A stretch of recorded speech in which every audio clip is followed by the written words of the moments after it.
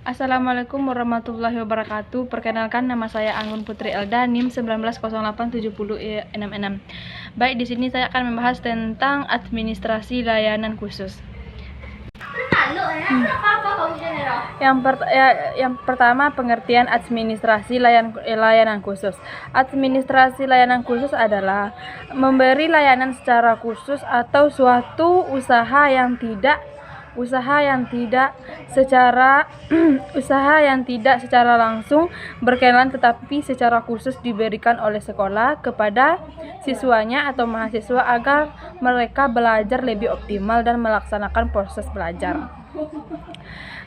Baik, selanjutnya akan membahas tentang jenis-jenis layanan khusus dalam administrasi. Jenis-jenis pengelolaan layanan khusus dan pengelolaannya.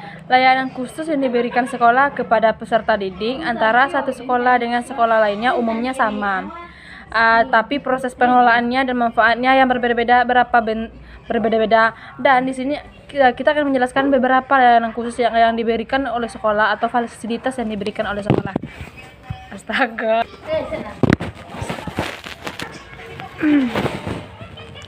Selanjutnya yaitu perpustakaan. Pustaka merupakan salah satu unit yang memberikan layanan kepada siswa yang dasarnya disesuaikan dengan jenjang atau tingkat sekolah yang bersangkutan. Jenis perpustakaan sekolah tersebut adalah perpustakaan kanak-kanak, perpustakaan sekolah dasar, perpustakaan sekolah lanjutan, tingkat tinggi, atau semua jenis perpustakaan di sekolah. Fungsi perpustakaan sekolah adalah fungsi pendidikan, fungsi informasi, fungsi rekreasi, fungsi penelitian, dan penyaluran hobi.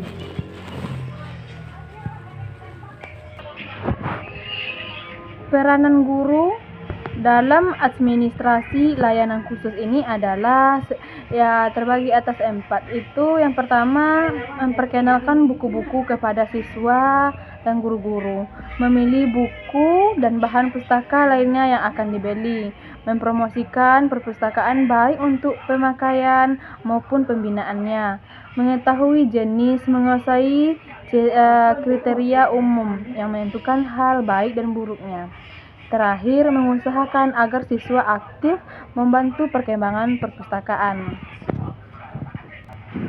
Yang kedua yaitu membahas tentang labor.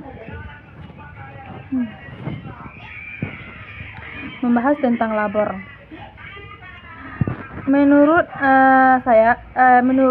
laboratorium secara sederhana dapat diuraikan sebagai suatu tempat di mana dosen, mahasiswa, atau guru, atau siswa dan orang lain melaksanakan kegiatan kerja secara alamiah seperti praktikum, observasi, penelitian, demonstrasi, dan pembuatan model-model dalam rangka kegiatan belajar mengajar. Jenis-jenis laboratorium terbagi 3, yaitu menurut bidang studi, misalnya laboratorium fisika, laboratorium kimia, laboratorium PMP, dan sebagainya. Menurut kelompok bidang studi, misalnya laboratorium IPA, laboratorium IPS. Untuk bidang ilmu teknik, laboratorium dapat diartikan sebagai workshop atau bengkel kerja. Selanjutnya yaitu membahas tentang UKS. UKS itu adalah usaha kesehatan sekolah. Merupakan salah satu wahana yang meningkatkan kemampuan hidup sehat pada gilirnya menghasilkan derajat kesehatan peserta didik yang optimal. Usaha kesehatan di sekolah tersebut bukan saja menjadi tanggung jawab pemerintah, akan tetapi tanggung jawab peserta didik dan masyarakat di mana sekolah itu berada. Tujuan kesehatan sekolah itu adalah memiliki pengetahuan, sikap, dan keterampilan untuk melaksanakan prinsip hidup sehat serta berpartisipasi aktif dalam usaha peningkatan kesehatan di sekolah, di rumah tangga maupun di lingkungan masyarakat. sehat dalam arti fisik maupun sosial atau mental, memiliki daya kaya dan daya tingkat terhadap pengaruh buruk penyalahgunaan narkotika, obat dan bahan berbahaya, alkohol dan rokok sebagainya. Selanjutnya yaitu sarana ibadah. Di setiap sekolah atau di perguruan tinggi, layanan rumah sarana ibadah adalah layanan rumah peribadatan.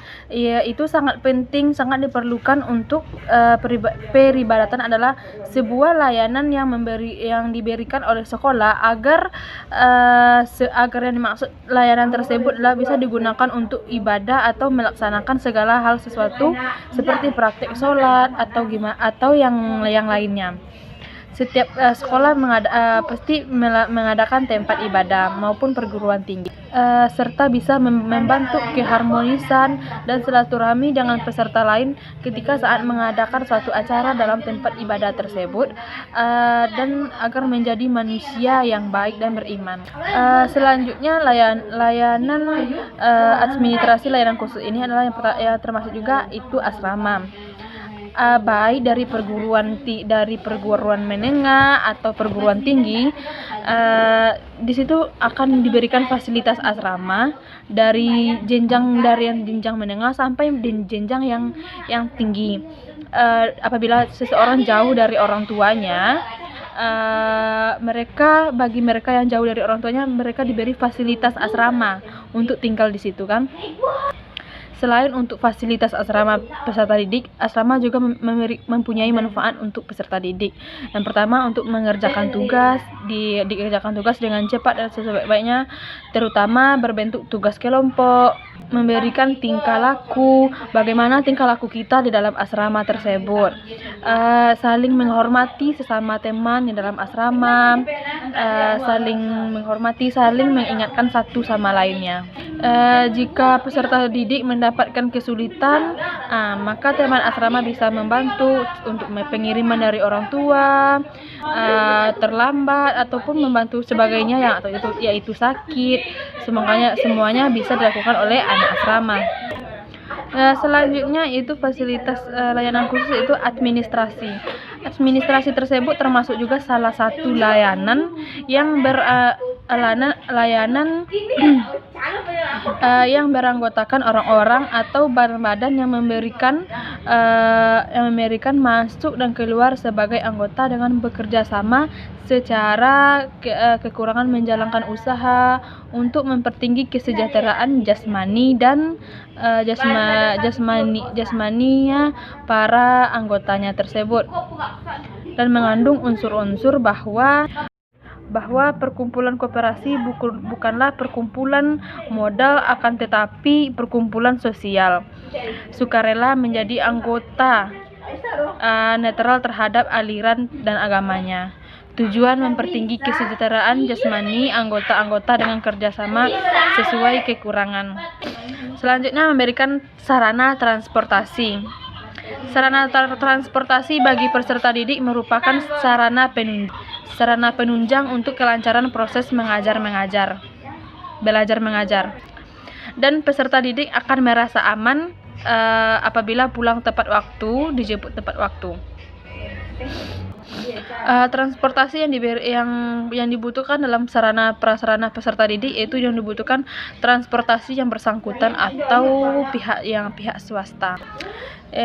Selanjutnya yaitu peran guru dalam sarana administrasi layanan khusus itu terbagi 3.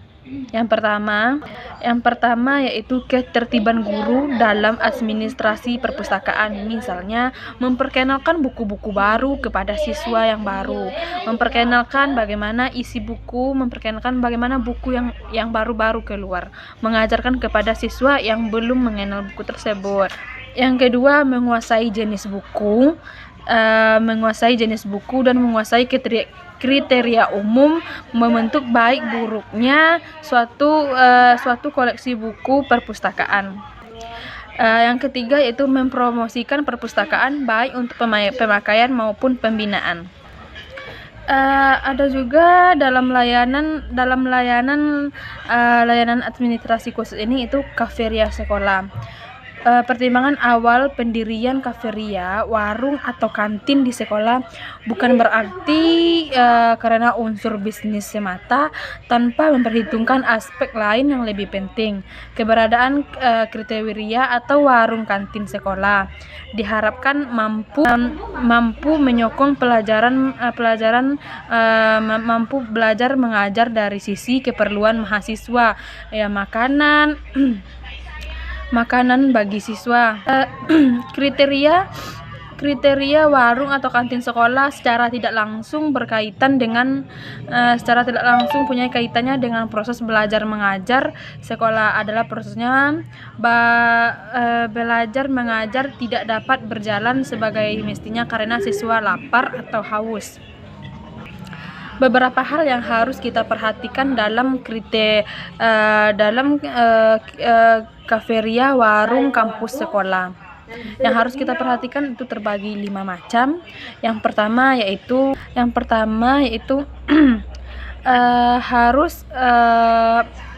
harus kantin sekolah harus menjaga kesehatan makanan yang dibuat dan dijualkan kepada siswa. Yang kedua itu kebersihan itu hendak juga harus diperhatikan dalam sebuah kantin utama karena kebersihan diharapkan dalam menjauhkan penyebaran penyakit. Yang ketiga yaitu makanan yang diolah atau diproses yang dijual dalam kantin atau warung itu makanan yang bergizi, yang bermutu bagi siswa, ada vitaminnya. Harga. Yang keempat harga makanan itu harus sesuai dengan kondisi ekonomi siswa. Usaha agar usaha warung atau kantin sekolah tidak memberikan kesempatan